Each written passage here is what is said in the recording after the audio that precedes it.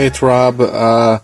I'm doing my third name tag video here. This is for drama. The last one went a little longer than I wanted to, so I'm going to try to go through this one a little faster because I probably end up doing individual videos of each of these anyway, where I expand a little more on it. So let's get started with the letter R.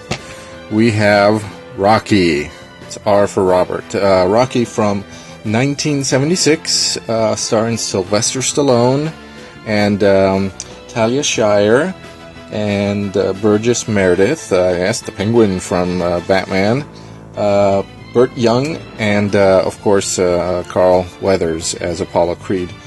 Rocky was a big film. Obviously, this is the little film that could, and started out small and became this big phenomenon. It just came up with so many sequels after that. I mean, there's been sequel after sequel after sequel. Every time you thought that Rocky was downed, there was another Rocky movie. We all thought that Rocky V was the end of it. Actually, a lot of us thought Rocky IV was the end of it. And then Rocky V came out, and that didn't do too well. And all of a sudden, then we got Rocky Balboa, and that was a big hit, and it was a good movie. And then we thought, well, that's a good way for Rocky to go out and on top. And then now we got Creed, and that's not really technically a Rocky movie. It's kind of an offshoot, but hey, Rocky's in it, so who knows where he's going to go from here. I wouldn't be surprised to see another one. So, but Rocky, the original 1976 Rocky, check it out before somebody does a remake. Great movie. Okay, so moving on to letter O, we have October Sky. Oh, we're getting a little bit of a reflection there. October Sky from 1999, starring Jake Gyllenhaal, Chris Cooper, and Laura Dern.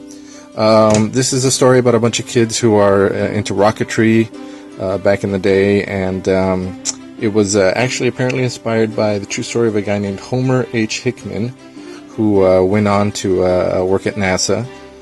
And it wasn't a big box office hit, but it was a good movie. I was kind of scanning around TV one day, and I came across it, and I started watching. I'm not a big Jake Gyllenhaal fan, but I think because of the rocket scenes, that kind of caught my attention. When I was younger, I briefly dabbled in rocketry, not a lot, just my cousin and I was usually the nervous guy who was trying to make sure we did it in a safe place, but that kind of caught my eye because of that, and yeah, it was good. It's a good drama, it's a good story.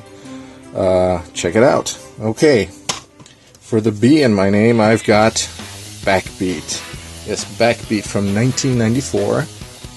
This is the story of the Beatles' early days, back when they had Stuart Sutcliffe, played by Stephen Dorff, and also starring Ian Hart, who plays John Lennon.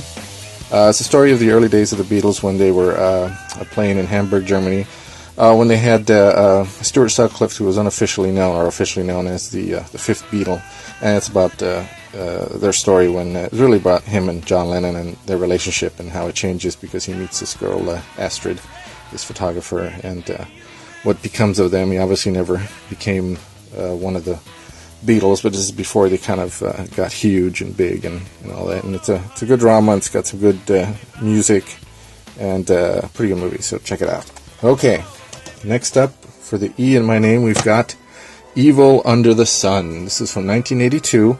This is an adaptation of an Agatha Christie novel. I love Agatha Christie. I've got a big collection of her books. This is starring Peter Ustinov as Hercule Poirot, Maggie Smith, Roddy McDowall, and just a whole bunch of, I mean, look at this list, a whole bunch of people, great actors in there that I can't list. It's just too many. But there's been a lot of adaptations of Agatha Christie's novels, and there's a long-running TV series called Poirot. But I've always loved the Peter Ustinov versions. He's really good. He also did, I think, Death on the Nile, and I always liked him a lot, and I used to watch this when I was younger. It's a pretty good adaptation. I love it when they have these big casts. They don't really do that much anymore these days with the big casts. Maybe there's too many egos, but here you just got so many good actors, and it's definitely worth a watch, so check it out. Okay, for the second R in my name, we've got Rear Window, classic Hitchcock from 1954. starring, of course, Jimmy Stewart, Grace Kelly, and as the bad guy of the piece, Raymond Burr. Directed by, of course, Alfred Hitchcock. It's one of his classics. This movie, Jimmy Stewart plays this guy who's got a broken leg, and he lives in this apartment building, and he's kind of a peeping Tom. He spends his time just looking at people watching everyone around his apartment complex, which, let's face it, is probably what most of us would do. But of course, being a Hitchcock film, he sees a murder, and nobody believes him. So this is a great little DVD I found. It's a 2-disc DVD. I was browsing in Big Lots, and I came across it for $5, and I got all giddy in the store, and it was really quite embarrassing. So, but I love it when I come across this sort of bargain like this. I know a lot of you collectors are probably thinking the same thing, but definitely going to do a video on this one, because this one is worth it. I mean, look at this. It's got a bunch of bonus features, and it's great. So, and of course, the movie is one of his best. So check that out. Okay, finally, for the T in my name, we've got 12 Angry Men. 12 Angry Men from 1957. This is starring Henry Fonda, E.G. Marshall, Jack Klugman, and Lee J. Cobb as the really angry juror. really angry juror. This is definitely, some people say it's a courtroom drama. It doesn't really take place in a courtroom, so it's a juror drama.